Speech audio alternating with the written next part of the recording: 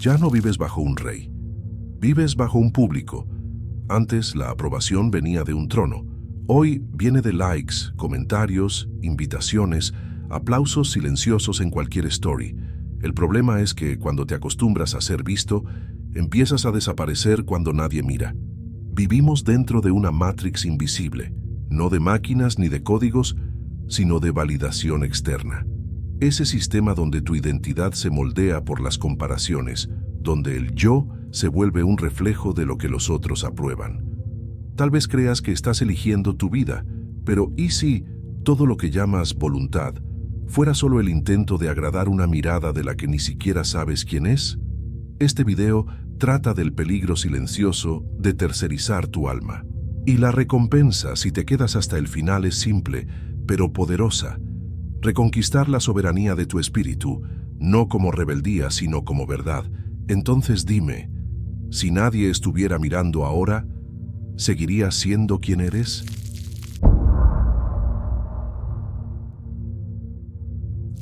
¿Ya te diste cuenta de cómo podemos estar sintiéndonos bien hasta ver a alguien mejor? Un feed, un viaje, un cuerpo, un proyecto, un resultado. En segundos, aquello que era suficiente se convierte en carencia. Y sin darte cuenta, empiezas a dudar de quién eres, porque el otro parece más.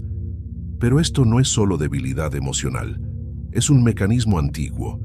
Según el psicólogo Leon Festinger, desde 1954 sabemos que los seres humanos regulan el valor que se atribuyen a sí mismos a través de la comparación social.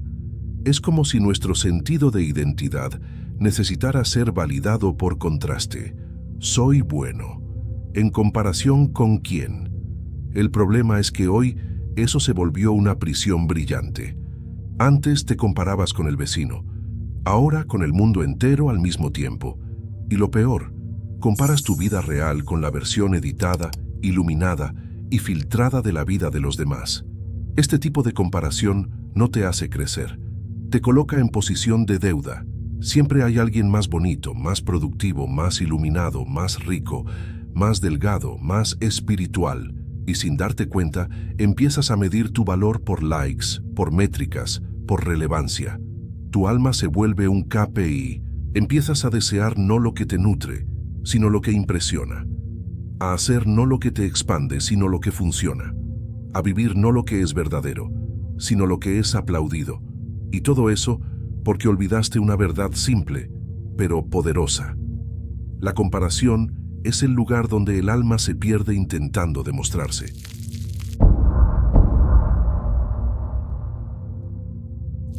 La Matrix de la validación externa no es solo una influencia, es una arquitectura entera, y lo más peligroso en ella es que tú crees que estás al mando.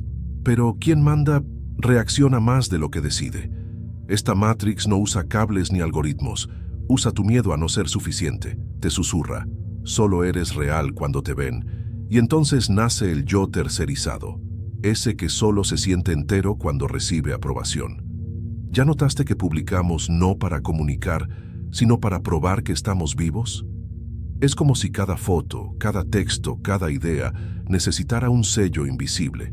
Sin él, parece que no vale. Pero hay un detalle cruel. El yo tercerizado no tiene centro. Se adapta, se moldea, se recalcula todo el tiempo para encajar en el deseo ajeno. Se agota intentando ser suficiente para todos, y al final no es suficiente ni para sí mismo. La autoridad interior es eso que la Matrix sabotea. Esta palabra necesita ser rescatada. Autoridad, aquí, no es arrogancia. Es tener una brújula. Es saber que tu valor no oscila según los aplausos o las miradas que recibes. Y este es el riesgo que pocos enfrentan. Vivir para agradar es morir en fragmentos. Te pierdes en versiones que no elegiste. Y cuanto más elogiado el personaje, más lejos de tu alma. Entonces te pregunto, con sinceridad, ¿qué hay en ti que fue elegido por amor? ¿Y qué fue elegido por miedo a decepcionar? Esa es la pregunta que abre la puerta de salida de la Matrix.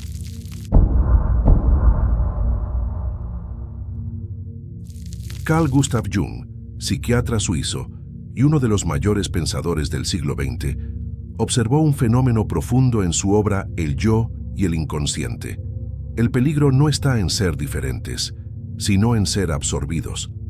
Vivimos hoy en un escenario donde el individuo corre el riesgo de disolverse en una colectividad sin rostro. En el intento de ser aceptado, se va borrando. En la búsqueda de pertenencia, abandona lo más precioso, su singularidad. Jung llama a esto masificación del alma, y advertía que la mente moderna, al ignorar el inconsciente, se vuelve presa fácil de ideologías, tendencias y de la validación del grupo. Así, el individuo deja de convertirse en quien es y pasa a representar un papel. Lo sientes cuando tienes miedo de ser diferente, cuando callas una idea verdadera para evitar el juicio, cuando sonríes por fuera y te apagas por dentro.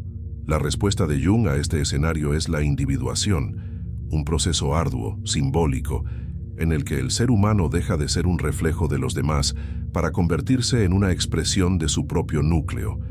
Pero ese camino exige valentía, porque el self, un concepto central en Jung, no es lo que quieres mostrar, es lo que eres cuando nadie más está influyendo.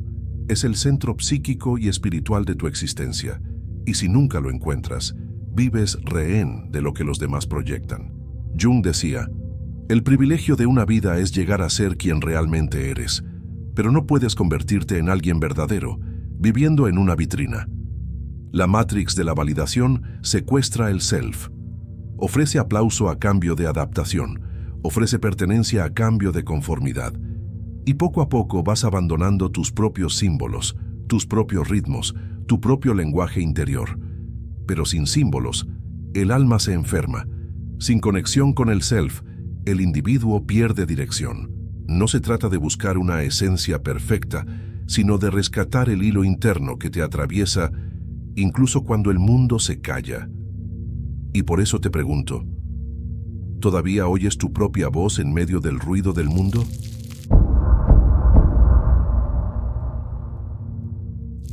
Friedrich Nietzsche no le pidió permiso al mundo para existir, y tal vez por eso fue tan malinterpretado. En Genealogía de la Moral desnuda una verdad incómoda.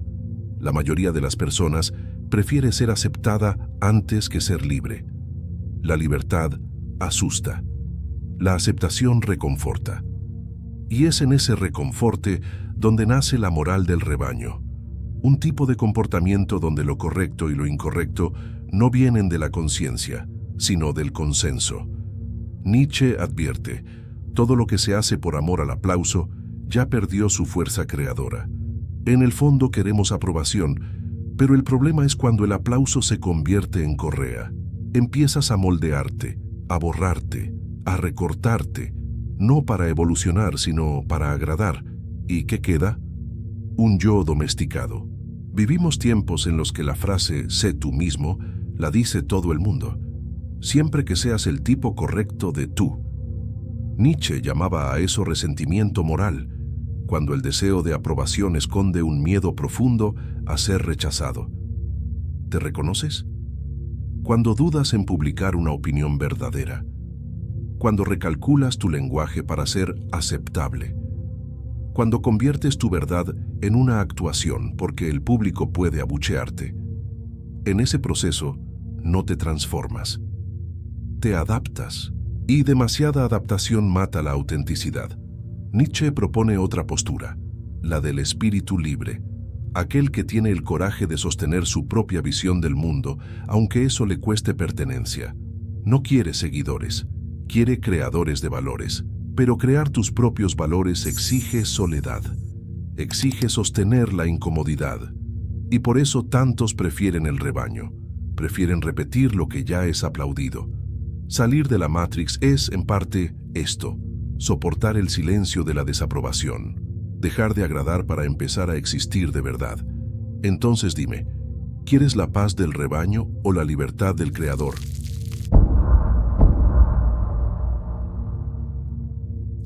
Cuando empiezas a liberarte de la necesidad de agradar, no llega el alivio, llega la incomodidad, porque salir de la Matrix no te entrega un nuevo escenario, Te deja solo en el centro de un desierto, sin público, sin banda sonora, sin curaduría. El primer impacto es el vacío. Y aquí muchos se rinden, confunden ese vacío con fracaso o con pérdida de sentido. Pero en realidad, ese era el espacio que estaba ocupado por la mirada del otro. La ausencia de aprobación externa no es un castigo, es un campo fértil, es suelo desnudo para que aprendas a caminar por dentro. Pero exige algo raro: soportar tu propia presencia, estar solo sin recurrir a distracciones, mirar tus propias carencias sin tercerizar la culpa. En la psicología existencial, a esto se le llama angustia ontológica, el malestar profundo que surge cuando nos damos cuenta de que somos los únicos responsables de nuestra propia vida. Y eso asusta. Es más fácil culpar al algoritmo, a la sociedad, al sistema. Más fácil que preguntar, ¿qué quiero realmente cuando nadie está influyendo? Esa es la incomodidad sagrada, el punto cero de la reconstrucción. Descubres que estar solo no es estar solitario, es ser libre, y que la libertad, al contrario de lo que prometieron, no es cómoda, es vertiginosa, pero es solo ahí, al borde del silencio, en el dolor de depender de ti mismo, donde empiezas a oír la voz que no resuena desde afuera, sino que nace desde adentro. Entonces dime con sinceridad, ¿quién serías si aceptaras la responsabilidad de ser entero, sin aplauso, sin filtro, sin ensayo?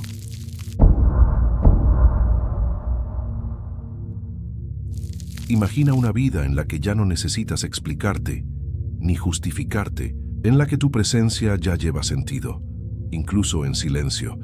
Eso no es arrogancia, es soberanía del alma. ¿Y qué es la soberanía, al fin y al cabo?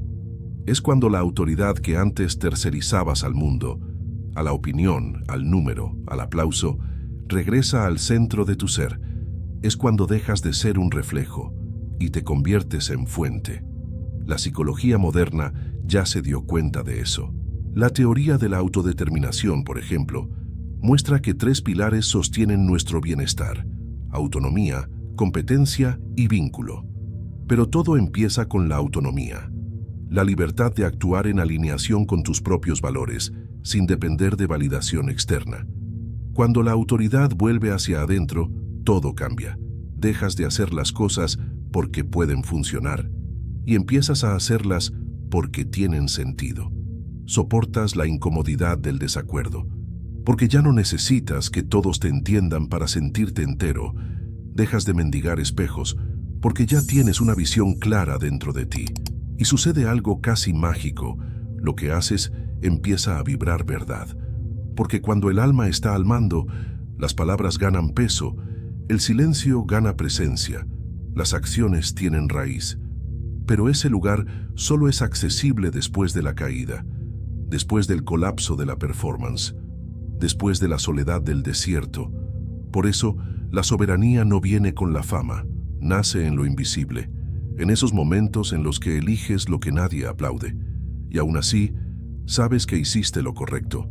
Así que te dejo con una pregunta que puede parecer simple, pero es la llave de todo. ¿Quieres ser comprendido o quieres ser verdadero?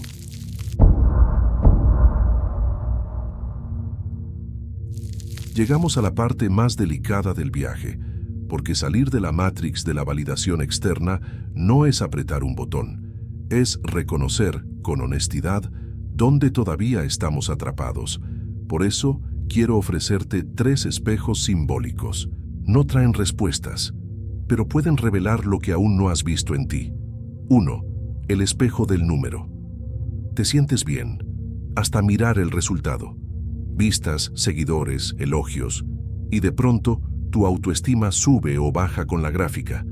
Pero si te pregunto, si todo eso desapareciera hoy, el número, el alcance, el reconocimiento, ¿qué quedaría en ti? 2. El espejo del aplauso. Sientes alivio cuando te aprueban, no porque estés alineado, sino porque no fuiste rechazado. Es un tipo de anestesia. No te alegras, solo deja de doler. ¿Será que estás viviendo o solo evitando el dolor de no ser aceptado? 3. El espejo del silencio. Cuando nadie responde, nadie comenta, nadie te valida? ¿Lo soportas? ¿Te escuchas? Porque es en ese silencio donde vive tu identidad real. ¿Qué intenta enseñarte el silencio? Que el ruido siempre te impide oír. Estos espejos no te juzgan, revelan, y tal vez, por primera vez, puedas mirarte sin pedir permiso. Puedes seguir coleccionando aplausos. Puedes mantener tu personaje intacto, adaptado, socialmente aceptado. Pero ahí dentro, lo sabes, algo siempre va a faltar. Porque el mundo aplaude personajes, pero tu alma solo florece cuando eliges la verdad. Hoy atravesamos un viaje silencioso, de la comparación a la conciencia, del rebaño a la soberanía, del espejo al centro. Recuperar la autoridad interior no es aislarse, es liberarse. No es volverse inmune a la opinión, es no ser gobernado por ella. Jung nos enseñó que el peligro es disolverse en la masa. Nietzsche, que el aplauso puede ser una correa disfrazada de amor, pero ambos señalan el mismo horizonte, un alma que crea, que sostiene, que se basta. Y esa es tu recompensa, si llegaste hasta aquí. Descubrir que hay un lugar en ti que nadie puede medir, y es exactamente ahí donde empieza tu libertad. Si esto resonó contigo, comenta aquí abajo, yo elijo la verdad, porque el próximo video va todavía más hondo, y tal vez sea exactamente lo que estás listo para escuchar.